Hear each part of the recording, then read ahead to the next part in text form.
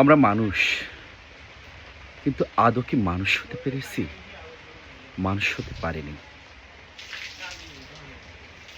এই যে ছোট্ট এই মেয়েটি রামিসা, ছোট্ট এই মেয়েটি রামিসা, সে কেবল ছোট, মাত্র 2তে পড়ে। কি সুন্দর ফুটফুটে সন্তানটি ছিল। তার ভবিষ্যৎ ছিল, সে ভালো কিছু করবে, ভালো কিছু ফিউচার হবে তার, ভবিষ্যৎ সুন্দর হবে। তার বাবা-মা তাকে নিয়ে অনেক স্বপ্ন দেখেছিল। কিন্তু সেই স্বপ্ন কি হলো? এক নিমিষেই জল হয়ে গেল। বৃষ্টির মতো ঝর্ণাধারা হয়ে সব নিমিষেই পরিষ্কার হয়ে গেল। সেই বাবা-মা জানে একটা ছোট্ট শিশুকে মানুষ করা কত কষ্ট, যাকে জন্ম দিয়ে এই পৃথিবীতে আনা কত কষ্ট।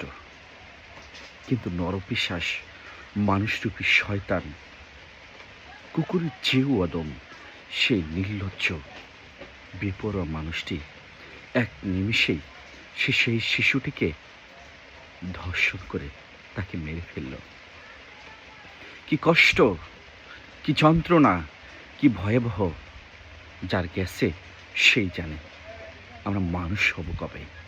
আমরা মানুষ হতে পারিনি। মানুষ হলেও কিন্তু প্রকৃত মানুষ হতে পারিনি। মনে হচ্ছে এই পৃথিবীতে কোনো কবি নেই, কোনো মানুষ নেই। আছে শুধু বর্বরতা, নৃশংস হত্যাকাণ্ডের মতো অমানুষরূপী শয়তানগুলো, নরপিশাচ, যারা মানুষকে ধ্বংস করে। কতটা কষ্ট পেলে একজন বাবা বলতে পারে, আমার মেয়েকে কি আপনারা বিচার করতে পারবেন? পারবেন না। আমার মেয়ে চলে গেছে, সে আর কখনোই ফিরে আসবে না। হয়তোবা আজকে আপনারা আমার কাছ থেকে সব কিছু জানলেন, শুনলেন, আদালতে মামলা ঠুকে দিলেন, কিন্তু আমার মেয়ের কি আদৌ বিচার হবে? আমার মেয়ে কি ফিরে আসবে? আসবে না। এই পৃথিবীতে আমার মেয়ের বিচার হবে না।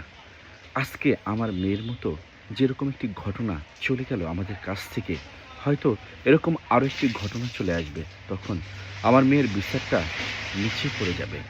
সেই বিচারটা আর কখনোই হবে না। একজন বাবা কতটুকু কষ্ট পেলে, কতটুকু অভিমান থাকলে, কতটুকু আবেগ থাকলে এরকম কথা তার মুখ দিয়ে উচ্চারণ করতে পারে? প্রিয় দেশবাসী, আপনাদের কাছে প্রার্থনা রইল, আমাদের এই দেশে, প্রিয় মাতৃভূমি বাংলাদেশে